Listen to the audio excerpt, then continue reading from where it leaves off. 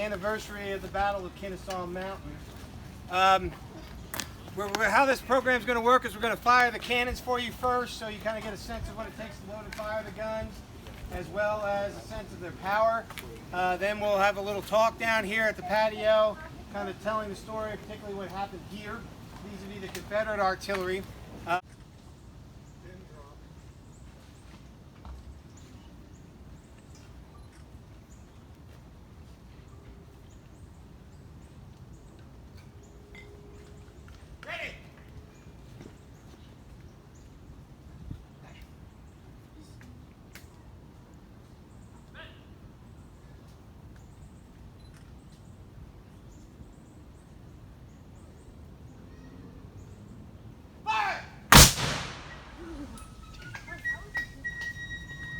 Here that was occupied by Captain Lumsden's Alabama battery during the engagements here along the Kennesaw line.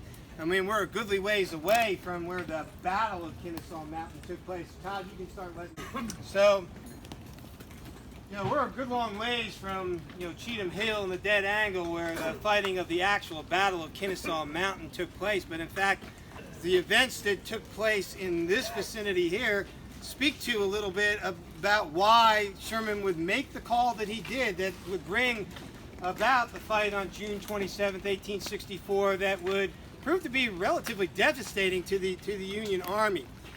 So when the Confederates began to move into this position, obviously with all these hills and ridges kind of connecting one another, it looks like a very formidable position for the Confederates to try to stave off the Union Army from getting to Atlanta. And in fact, it is. Captain Lumsden looks at Big Kennesaw here and he says, well, this is the highest ground there is. And artillerymen are generally looking for a couple things. Don't worry, they won't reach us. Maybe. Captain Lumsden, what he has in his mind, he's an experienced artillerist. He knows that artillery, to be effective on a battlefield, needs a couple of key things to come together at the right place at the right time. One is to be on the defensive. Artillery does not like to move around a lot, so having a position from which you can just kind of stay there and do your job is really good. That's not a problem along the Kennesaw line because the Confederate Army is entirely on the defensive. You want to have the high ground if you can. Well, if you're going to look at Kennesaw Mountain, this is the highest ground you got. And you want good, clear, open lanes of fire. And that's where things can get a little bit messy. There is such a thing as high ground that may not be the greatest ground in the world to fire from.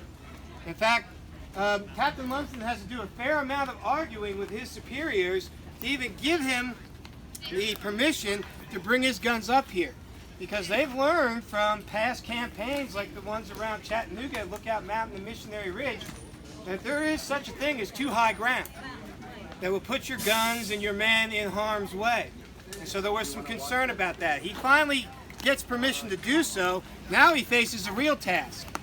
How many of you all walked up here? Yeah, you think you're all tough. Yeah, think about it. It took us yesterday with trailers, gators, the whole 9 yards, about 3.5 hours to put these two guns in position. He had to bring 4 cannons up here with nothing but the horses that were attached to them, and actually they decided ultimately not to even use them because of the risk to injuring the horses, but literally with hundreds of men, ropes and tackle, dragging the guns up the hill to put them into position, and then dig in and make the earthworks that you see interspersing between our two guns to protect their positions from up here. Now once Lumsden got up here to the top though, he began to look around and began to think a little bit that maybe this wasn't the greatest place in the world to choose after all.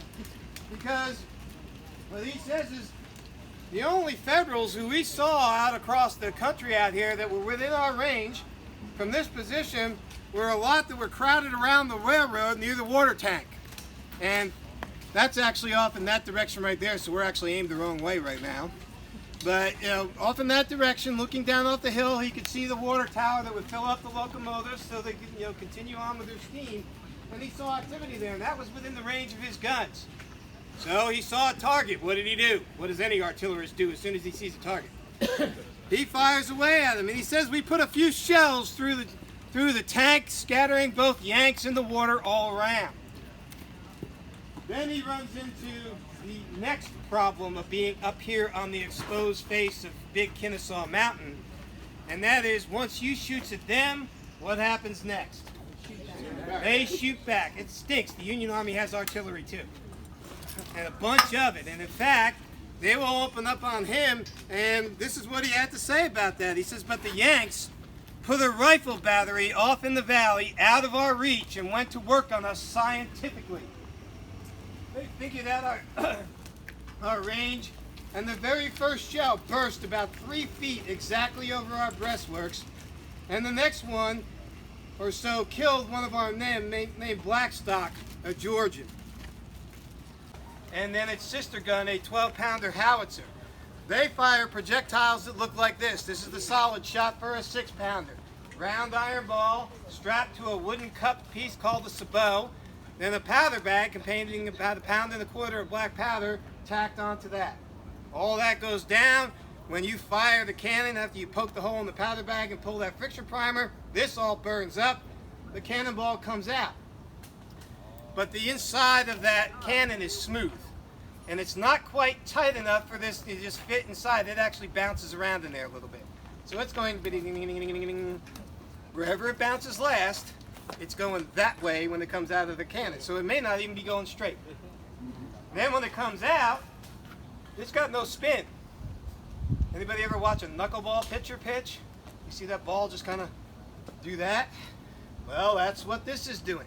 Now, if you're on a land battle and you're fighting against the enemy across the field from you, you can help a little bit with that by skipping it on the ground, giving it some spin and putting it on straighter. But these guys, because they're so high, they're dropping stuff straight in from the air. So it's very difficult to hit your target with a smoothbore. The fact that they even hit that water tank is honestly a miracle, or a testimony to just how experienced they were with their guns at this point. Projectiles that look like this, and you'll see a rifle down at the Union battery down below, where when this one fires, it expands this little lead piece, which is also called a sabot. It will catch spiral grooves cut into the barrel of the cannon and impart spin to the projectile as it is coming out. So in sports parlance, since we started with the knuckleball, this is throwing a basketball, and this is throwing a football. Which one's more accurate? Which one can you throw farther with more accuracy? And that's because of the spiral. At least